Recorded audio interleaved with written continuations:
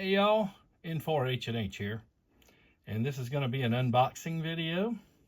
May go a little further than unboxing. Something came in from DX Engineering. Let's see what we have here.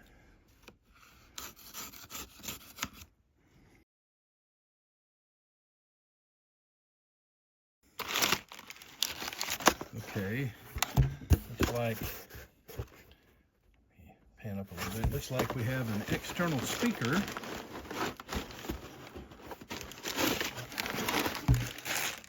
Remove the packing.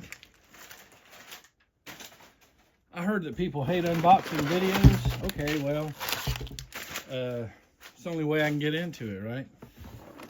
Let's see. Fairly large box here. Okay, so it's a Kenwood external speaker. Kenwood. Wait a minute, Doug, you're supposed to be the Yaesu guy. You know, I get called that, but those of you who know me and have been supporting my work for a while, you know that I don't work for Yaesu. I just happen to have Yaesu radios that I teach with because I started my channel to teach operating techniques. And, you know, so I just happened to have Yaesu radios because when it was time for me to buy a radio, and, well, I'm not wealthy, so some of you know, I saved for 20 years to get my second HF base station. I didn't get that until 2019, and I've been a ham since 1982. But I'm going to shoot a new series of videos, and I can teach with this radio, and I'll still be able to show you things that will apply to the other radios, no matter who makes them. All right, so we have here, this is a Heil cable that will allow me to use my Heil PR781 with a Kenwood radio. This is an optional 270 hertz roofing filter. Yeah, 270 hertz roofing filter. Kenwood offers that. And then this is a Kenwood hand mic. Kenwood hand mic. So hint, hint, Doug's going to review and teach with a Kenwood radio. Oh, look at that. Nice bumper sticker from DX Engineering. So, Doug, what radio is it? Well, stand by. Okay, so the radio's pretty heavy. I'm not going to put it up here on the desk. Let me go down here, and it looks like it's right side up.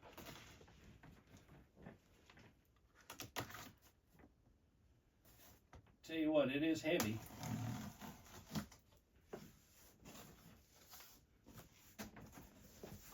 Some of you with a keen eye may have zoomed in and you've already seen what it is. So I'll put it this way. It's Kenwood's newest HF base station, which came out in 2019. So I tell you what, bear with me, and I'm going to get that unboxed, and I'm going to set it up on the desk here, and I'll do some initial setup with it. And I do plan to shoot a instructional series with that radio, just like I've done with the Yaesu FTDX10, FTDX101, FTDX710. Now those videos are available for Patreon team members who join at the S7, that's executive, or the S9, that's VIP level. Actually, the FTDX 101 series is only available for the S9 members, and that will be the case for this radio as well. These top tier radios are for S9 members, so they'll be able to watch the entire tutorial series. Now, this video I'm shooting right now is going to be public, but the rest of the videos will be available to the Patreon team members because, well, quite frankly, without them, you wouldn't even be seeing this video. So, you know, just bear with me a second. A second for you. It's going to be a while for me to make room on my desk and get this thing wired in. Okay? So, hey, guys, sad but true, but I have to take my old buddy, the FTDX 5000, off the desk. Yeah, you guys know how much I like that radio, but as you can see on the desk, there's no room for another big radio up here. So I'll have to put this one in storage for a while. So what I'm doing is I'm taking the wires, because there's so many, and I'm just gonna disconnect them and tape them down, hopefully, to the desk about where they go. So that's the communications for you know, to the computer. And that way, when I get ready to put this radio back in here, I'll know where everything goes.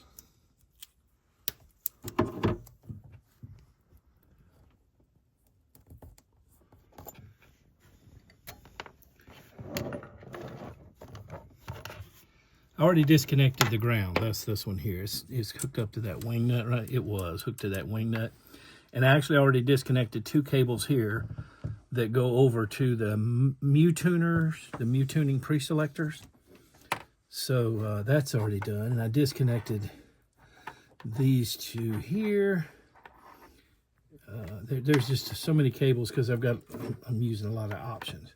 So I'm gonna also tape these down, and again, I'm going to do them at approximately where they go.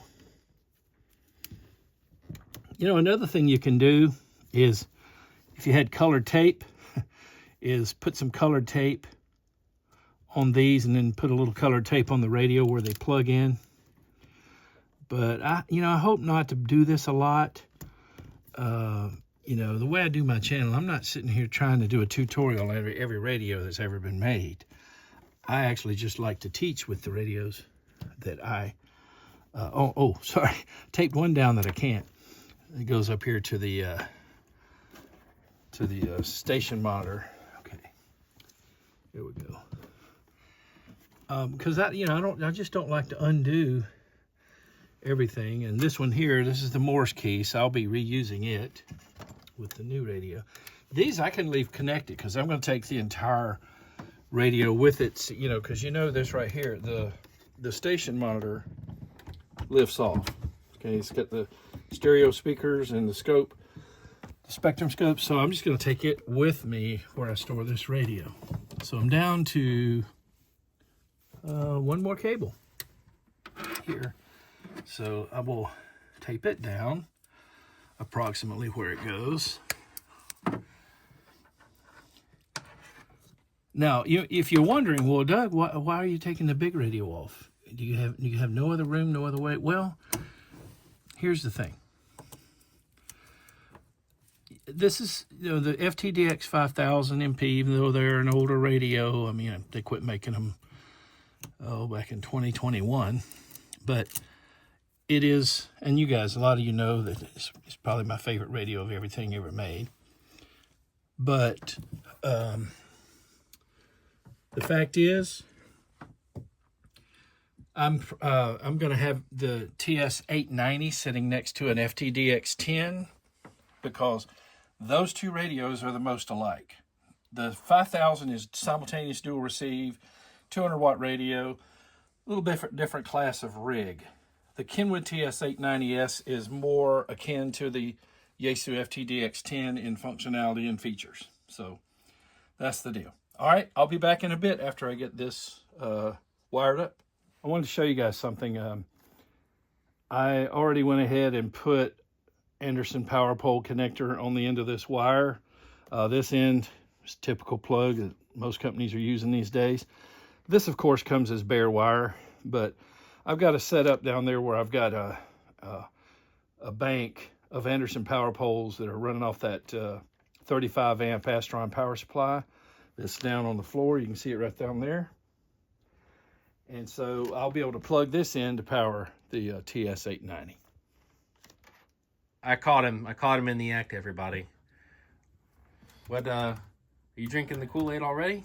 No, but I am happy that Kenwood actually publishes their schematic diagram to their website for the radio. You don't have to go buy and order it, which that's kind of nice. Yaesu makes you pay for it. Okay, guys, I've got my son David helping me out here filming. So here it is up on the desk, the Kenwood TS-890S. And it's not been powered up. In fact, oh, I got to turn on the power supply. There we go. That's that Astron 35 amp linear supply. I've mentioned this a couple of times. I prefer linear power supplies over switchers. A switcher sometimes cause interference in the some of the band, certain frequencies. Okay, so I have not powered it up yet, and not really familiar with it, but I do see this button here, and that is the international standard for power up. So I'm gonna assume it's a long press. So we'll see what happens. The plastic's still on here, and I'll tell you why. If we let the smoke out, I'm going to send it back, and I'll just leave the plastic on until I'm sure it's going to operate. Okay, here we go. Kenwood, hello. Well, there we go. It wakes up on 14 megahertz. So, you know, that's interesting. Yaesu wakes up on 7 megahertz. So there we go. It powered up. Let me switch over to an antenna. Yep, you see some signal on there. AF and RF, there we go. Audio frequency gain and radio frequency gain.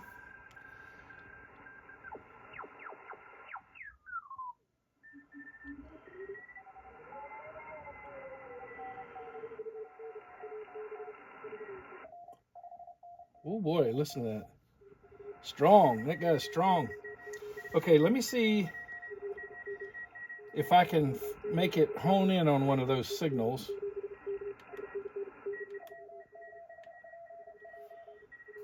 Okay. In subsequent videos, I'm going to explore the various aspects of this radio, just like I did the FTDX10, the FTDX101, the FT710, the FTDX 5000 MP. I'll do a series of tutorial videos that will feed one to the other. So, you know, in other words, if you're watching video number 9, I'm going to assume you've already watched 1 through 8. So I'll be doing the same sort of thing with this radio. This video here is going to be public, but the entire series will only be available to Patreon support team members who join at the S9, that's VIP level, S9 VIP. Same as with the FTDX 101. That video series is available for the S9 VIP members. So if you want to go to www.patreon.com/N4HNH, join as an S9 VIP, you will have access to the rest of the videos in this series.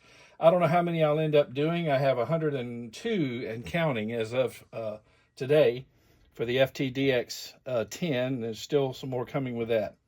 So thanks for tuning in to this video as I unboxed and powered up the Kenwood TS-890S. I will, of course, continue this series, and hopefully you will be able to join in on those videos as an S9 VIP member of the Patreon support team. Thanks again for watching, and 73 from N4HNH.